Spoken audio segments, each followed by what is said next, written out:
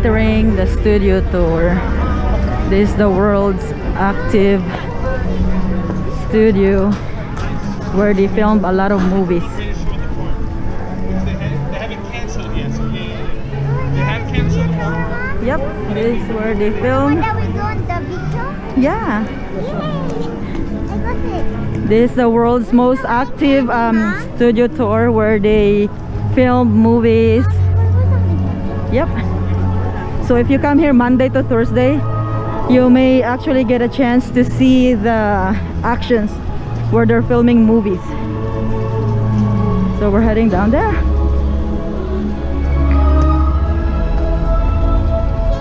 Fast and the Furious, they have that on the studio tour. Also the War of the Worlds, we'll see it later. And then the Psycho, the Earthquake, the Jurassic. We'll get to see that in the King Kong. We'll get to see that later. Studio tour hosted by Jimmy Fallon. We're gonna go down and elevator. Express. Okay, thank you. Whoa, look at all these people that go on the tour. GoPro power. It's actually a long line, mga palangga. So if you have the regular ticket, I guess you have to wait 70 to 80 minutes wait in line. But if you have the express ticket, you don't have to wait that long. Here, this building will be Nintendo World. The walls are 4 times thicker than typical walls. It's all heavily insulated to make sure that we've probably made a few of your favorite films, because frankly, we've made a lot of films. We've been making movies here since 1915, so if you do the math, that means we're in our 2nd century of filmmaking on this lot. I think we're getting pretty good at it, if I do say so myself. And here's the guy who started it all, okay? I'm going to show you Carl Lemley, the founder of Universal. Here he is with his fancy hat. Hey, Carl. This guy had a dream to create a one-stop shop for movie making. He wanted a place for everything for a film to take place. In fact, he wanted an entire city devoted to the craft of film, and that's what he did. He made a city, because this is not Hollywood or Studio City. This is Universal City, our very own filmmaking city. That's our fire station right there. It's real. It's a real fire station, because to be a real city as we are, we got to have a few things that all cities must have. So we've got to have a fire station, a police station, a zip code, and at least at section that rents the space to fill it out with whatever environment they need for their movie or their TV show. And they can build all of those environments, or those sets as we call them, here on the lot as well. We actually have a huge set building facility where production design teams can build absolutely anything they can dream up in their minds. It's all possible here at Universal. If you turn your heads to the right-hand side, you'll see we got even more sound stages out here, folks. We got a ton of these huge buildings. In fact, we're building Illumination. They did Despicable Me, Secret Life of Pets, Sing, and now coming to theaters. I think it's in theaters right now. Sing 2. Sorry, Sing 2. Share the latest on our new movie, Sing 2. It brings back all of the heart and the humor and the incredible music that you experienced in the first film. You know what it's like to connect with an audience, to make something beautiful happen, something that brings everyone together and lifts them up.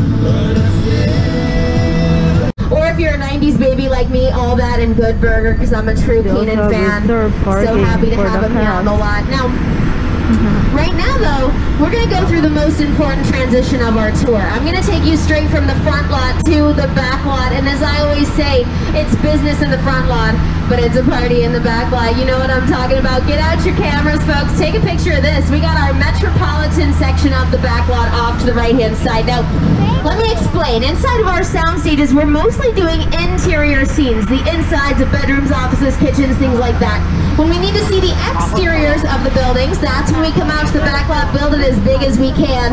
This little section looks like it could be a residential street in Queens, the Bronx, right? It's where Bruce lived in Bruce Almighty. It's called Brownstone Street. This little part was done inside of a soundstage, but then they cut it, came out here to Brownstone, finished the the shot right here. In the computer, they edit the two scenes together, make it look like it happened all at one time, but really they filmed it on 2 separate days. It looks like Rutherford Falls from Rutherford Falls. Have you guys heard of this show? It's a new show for Peacock. It stars Ed Helms, who played Andy on The Office, if you're a fan of that show.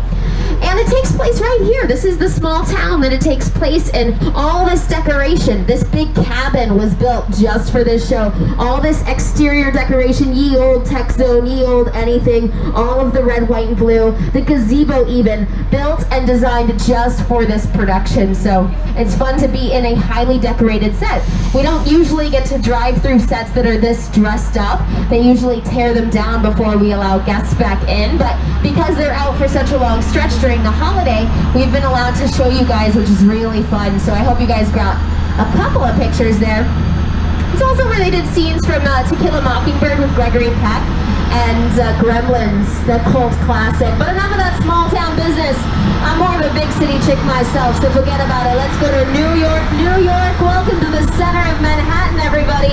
And nobody knows NYC like my pal Jimmy Fallon. Yo, Jimmy. Hey everyone, welcome to New York. I got my start right here in New York on Saturday Night Live. This is actually my old neighborhood. Once got mugged over there. And they love to make it here on this very street. In fact, they keep coming back to make more episodes of American Ninja Warrior. Have you guys ever watched that show? Yeah, they do different city episodes, right? So when they come out to LA, they build the going to our picture car lineup here in just a moment. But let me explain. The way it works here at Universal Studios, this is a huge rental facility, so any production can come out here and film. It's not just NBC Universal. I mentioned HBO's Hacks is filming here. Any production company can come here and pick out whatever set they need to use. Movie studios do that here in Hollywood. We actually share all of our facilities and our locations. That way, production left. It's one of our most infamous vehicles from the franchise, from the second film, The Lost World. Look at the corners on the windows. You can see where the wood is chipping away. You betcha that's also mostly plywood. I'm telling you, we make everything out of wood, including our dinosaur cages, which isn't a great idea because dinos can chew through wood and then escape. Oh no! Oh man, I'm so sorry folks. The dinosaurs are on the loose and they are not happy, are they? You know, the problem is that this dinosaur, this specific type, they don't like to be seen before hearing makeup. They get very insecure, so they lash out. Technically, they're divosaurs, really difficult species to work with, very hard. Look up on your screens, folks. Here's that mobile lab in action. This is the scene from The Lost World that necessitated this vehicle being made out of wood. It had to be light enough for them to do this. Wow! Whoa, they had to dangle it precariously from a rainforest cliff. It'd be a lot cooler if that was a real cliff, but that's just a parking garage covered in some dirt. Oh, wow, now, of course, they filmed the scene at night, added a bunch of rain to make things even more terrifying. Way back in the early 1900s when we first opened our movie studio, because when we first opened, we were making mostly silent westerns. Yeah, it was kind of our thing at the time. We made over 200 silent westerns in just our first year of filmmaking here. We had a larger Six Points area at the time. We had 6 different western streets. Each had their own bank, saloon, and jail, so you could make one western on just one street. It's really sweet, but it wasn't always quite so nice. It used to be more of a black lagoon. From The Good Place, welcome to The Good Place, y'all. You made it. So, this is the place I love to go and just forget all of my worries. Well, except for one worry, and that's managing sharks, because we do have a bit of a problem with those out here. But don't worry, the shark is the shark! Yes, it's a scuba diver. Oh, I wonder what he's doing. Scuba diver here. The shark movie. Oh no. Oh no. That guy had a lot of guts being in the water today, folks. A lot of guts. Ew, oh no. Oh, there's no blood. Well, he did have a lot. Uh-oh. Wow. There's a shark. All right, what do we do? Okay, stay seated, everyone. Stay calm. Okay, found you. Found you. If you're missing, you. And you too. That was pretty easy. They're close. The shark. Okay, glad we got y'all. Let's get out of here. Guys, that's our mechanical shark, Bruce. He's modeled and nicknamed after the original shark, of course, from Jaws. But he's not the original. And that's a good thing, because if I was casting a sequel to Jaws, I would cast our shark over the original. The original shark, I hear, did not have the best work ethic.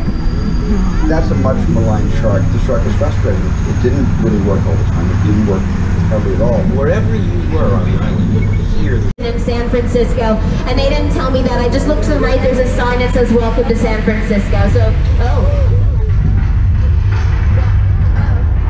I think that we're experiencing an earthquake.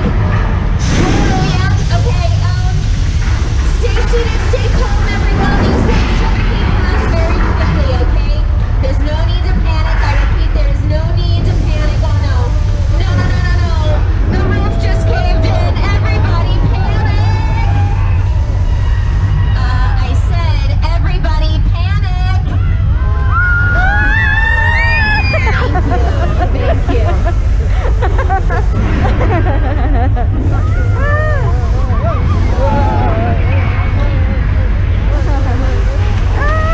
Panic. Do the panic mode. Woo. Do the panic. Oh my goodness.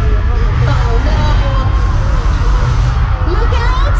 Oh no, the tram. Wow. Okay, well, at least things can't get any worse, am I right? No, no, no.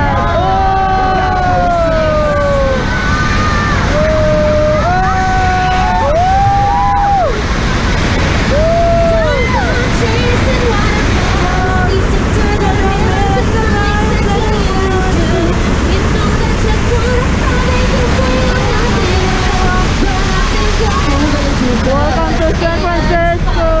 Wow, amazing scene, everybody. This movie is gonna be awesome. Everything went perfectly. The action was on time. The soundtrack was incredible. Kind of like this real disaster. Welcome to War of the Worlds. This is the scene from War of the Worlds where Tom Cruise and Dakota Fanning hide out from an alien invasion. That, my friends, is a real 747 Boeing airplane bought and destroyed for this very scene.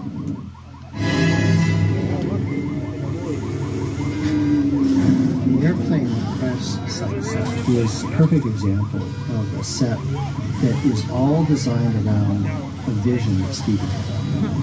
again, to sit down to talk about the War of the World, I thought, what if the 747 goes down right in a big neighborhood? Because it's just something you don't see. You're doing good. You're doing good. Look at the toilet seat, huh?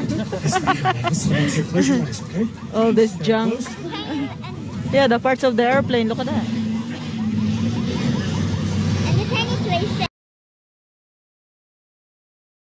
As a visitor, it's her son Norman. Folks, Norman's a little antisocial. Don't make eye contact. Oh no!